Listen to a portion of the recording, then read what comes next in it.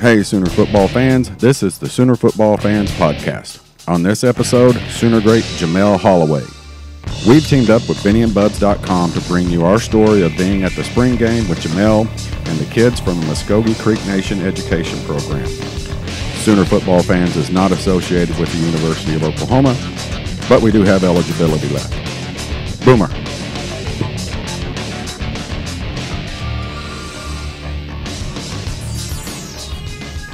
Hey, Sooner football fans. This is the Sooner Football Fans Podcast. You got myself, Rob, and Teresa, not Caleb. Boomer Rob. Boomer Terry. Boomer Teresa. Boomer Terry. And Caleb may or may not be on. He's wandering around the house doing other things. But as everybody out there knows, we did a little promo out at Buffalo Wild Wings to help support a former Sooner great, Jamelle Holieway. And by doing this, Jamelle had agreed to come on and do a podcast with us. And we'll get to that here in a little bit. But the first thing that we really wanted to do was share our experience on Saturday at the spring game with Jamelle and the Muskogee Indian Education Youth Group that he brought up from Okmulgee, and the chaperones that were there, and so on. We're doing this in conjunction with BennyandBuds.com. They are a blogger page who we've had on the podcast before. We talked with them, and they're actually going to put out a written story about our day as well. So we're really not going to go into much about what we did all day, but because we want you to go and read on BennyandBuds.com. But first off, Rob, not to rub it in, how was your spring game day? Well, it was pretty good. I didn't get to see but maybe 3 plays out of the whole game until I watched what I could on TV. So thanks for rubbing that in, Terry. I hate you, by the way.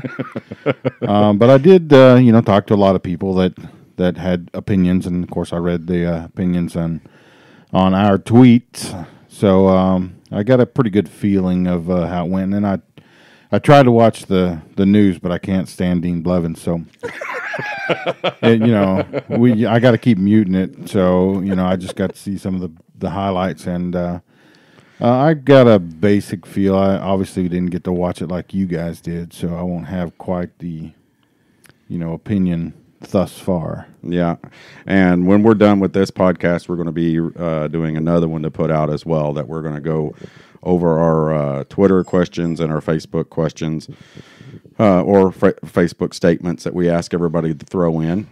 And I ask my wife Teresa on, is she does a lot of the backbone work for me, Rob, and Caleb, and was a lot Plus, of the, we need a female point of view every now and then. She keeps a lot of testosterone in here. And he doesn't hate me like he hates you. Yeah. Rob hates me, but because she, Teresa spearheaded getting all of the goodie bags together into them, and it wasn't an ideal day, was it, honey, for chaperoning 30 plus kids? Oh, it was wonderful. Very cold. It was wonderful watching the kids. The cold could have gone away, but except the cold, it was an absolutely wonderful day. Yeah, and just seeing, like I said, we want you to read on BennyandBuds.com the story, but we just wanted to share some highlights about Jamelle and the way he interacted with the kids, his fans, and Sooner fans. Teresa, you were talking a while ago with Rob about some of the stuff. Why don't you share a little bit of that?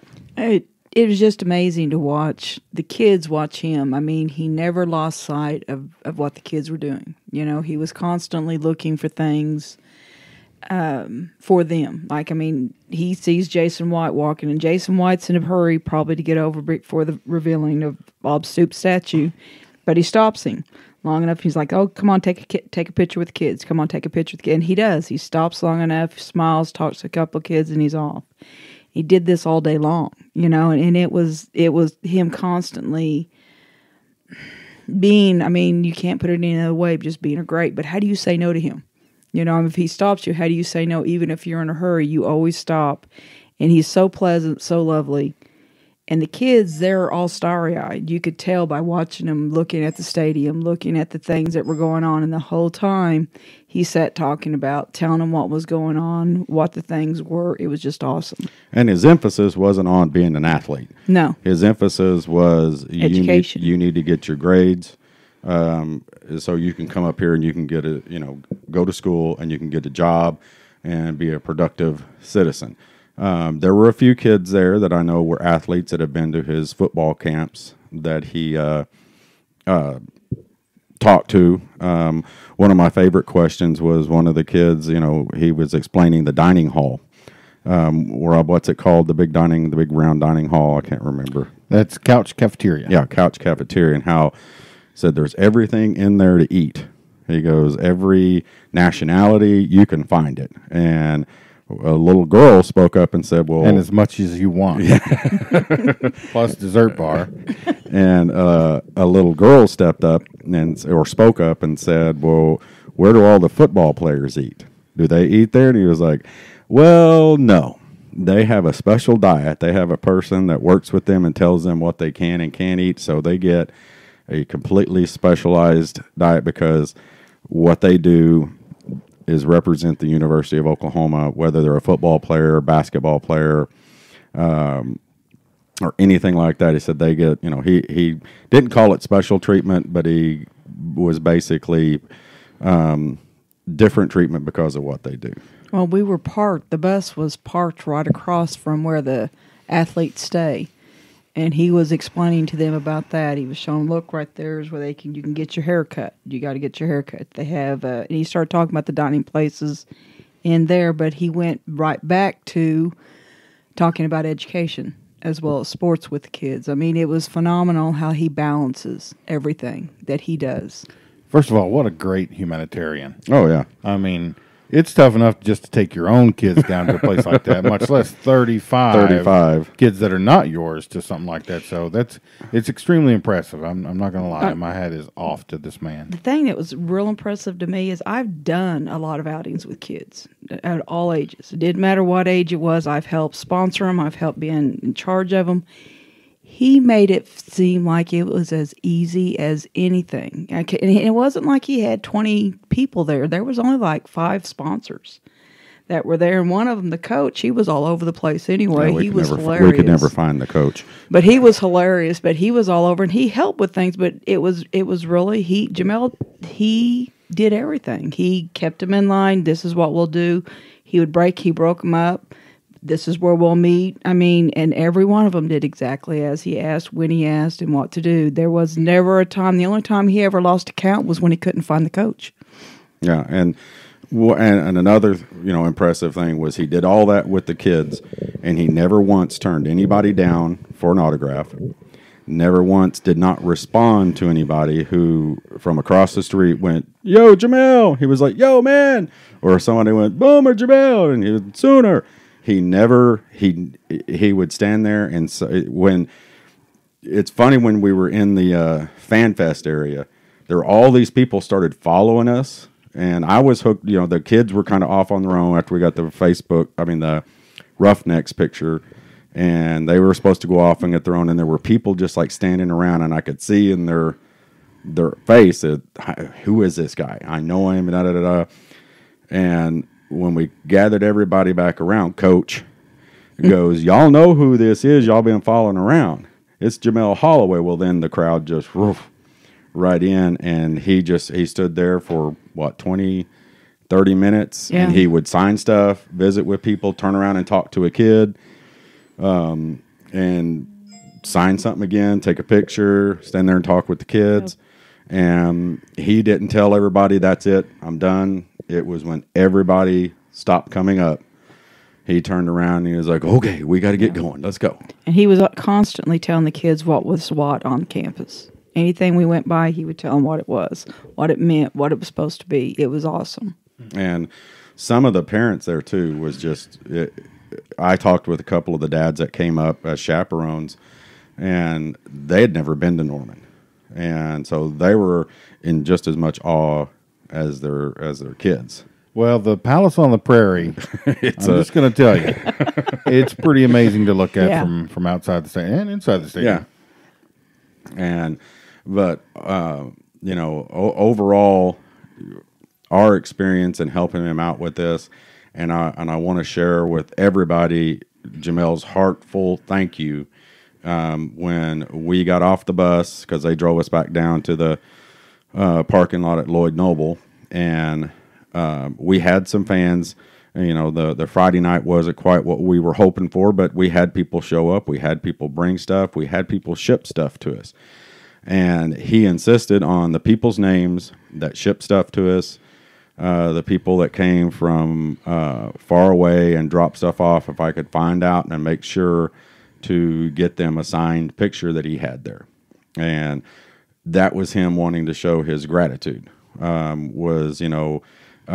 was a simple little gesture of, snacks and water and cups and trinkets. And he was just thrilled. And the kids were too. So I got my picture signed to Rob from Jamelle Holieway. I was thrilled. Okay? I'm just going to put it out there. I don't normally go, I don't chase after, the stars or anything like that. If I seen any of them on the street, it wouldn't be that big a deal. But the football is just a little bit different. Can you imagine? Teresa, this may not affect you as much as it probably would me and Terry, but when I was 10, 11, 12, however old these kids were, and Jamelle Holieway was, leading me around the University of Oklahoma, it would have been major. Oh, yeah. Major. Yeah. And, it's funny. They're not our generation. They know he played football. They know he won a national championship, and they know he played at OU. And the reason why they know that, because he tells them. And he doesn't tell them out of bragging. He tells them this is the place that gave me the opportunity to play football and to do the things. Dreams are achievable. Right. Look at Jamelle Holieway. Right. But to see his interaction with the fans and other Sooner greats and Sooner not so greats, I had. Does that exist? Well, not that they weren't great, not as well known. How about that? All right. So, but they didn't inform Jamelle where to get his tickets at, and so he was running around, because players get tickets, and he was running around trying to find his tickets, and the ticket booths kept telling him, "Oh, you got to go here and you got to go there," and one of them told him that, you got to go to the Southeast Gate, and I was like, Jamelle, or a Southeast ticket gate, and I was like, and we're walking, I'm like, dude, there's not a Southeast ticket gate, and he's like, yeah, man, that's where they said. I said, I'm just telling you, there's not one. I know that. And we were coming up to the Switzer Center, and lo and behold, out of a gate that wasn't a gate to go in the stadium, it was to go into the Switzer Center, the practice facility. Out walks Billy Sims, Steve Owens, and it's all this big hugs and hoopla and everything. And he's like, man, where do I get my tickets? And they said, well, you got to get them in the players' tent. They got them in there. See, that's a whole other ticket office that regular folks like me and you cannot go to. Yeah, and or me. Yeah, and I was following Jamelle, helping to get the tickets. Teresa went with the kids back to the bus to warm up. I was sent back to the bus. I wasn't. Yeah, I was sent back to the bus. Thank you. And we go up to this gate, and I'm like, okay, here's where I got to stand outside and look like a statue myself. And I was like, Jamelle, do I just need to stay out here and wait? And he was like, no, man, come on. And I was like, ugh. And the doors opened up, and you name it was in there. And who's who of OU football. Yeah, literally when I come in the door, 5 feet away is Bob Stoops standing there, and he stood. I probably would not have made it past Billy Sims and Steve Owens. I mean, arguably the two greatest running backs in the school's history. True. True. Well, he comes back and he says, "You're going to be mad at me. You're going to be mad at me." And he starts telling me. Then when he tells me he stands next to Bob Stoops, but doesn't take a picture, I said, "What's wrong with you?"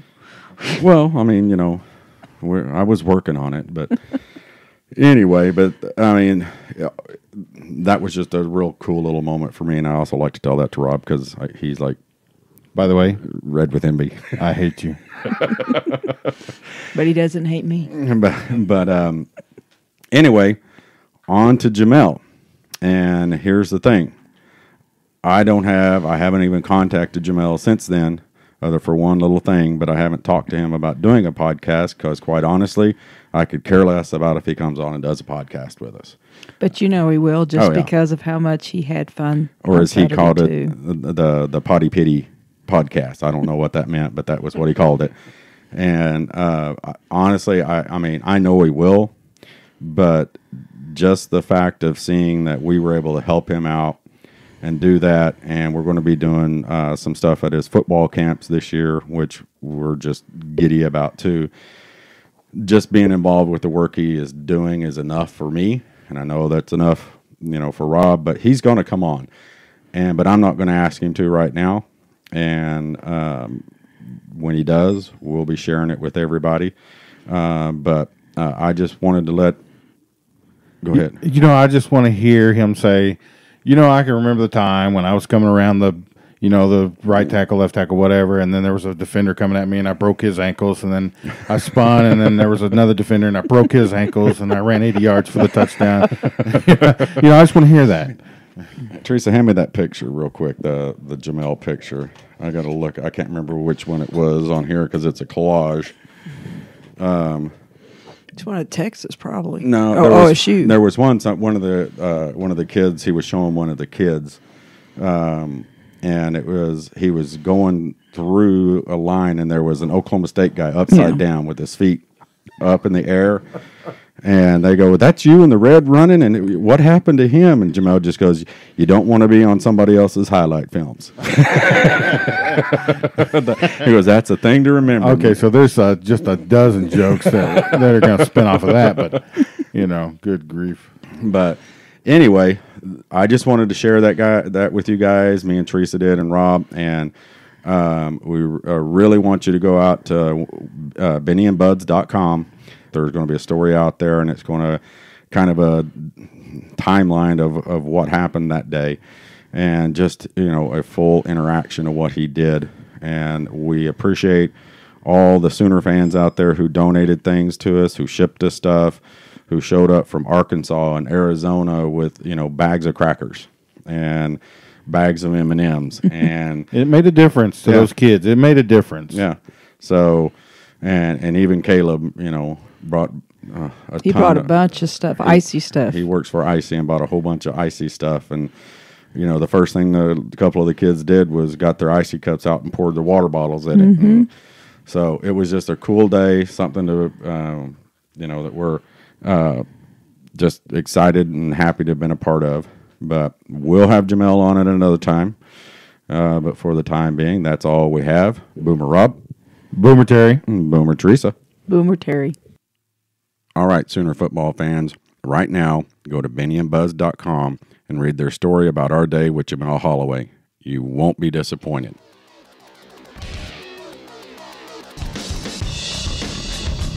Thanks for listening to the Sooner Football Fans Podcast. If you want to be on the podcast and talk Sooner football with us, go to www.soonerfootballfans.com. Click on the How to Be on the Podcast tab, fill out the form, and we'll get you on. Boomer.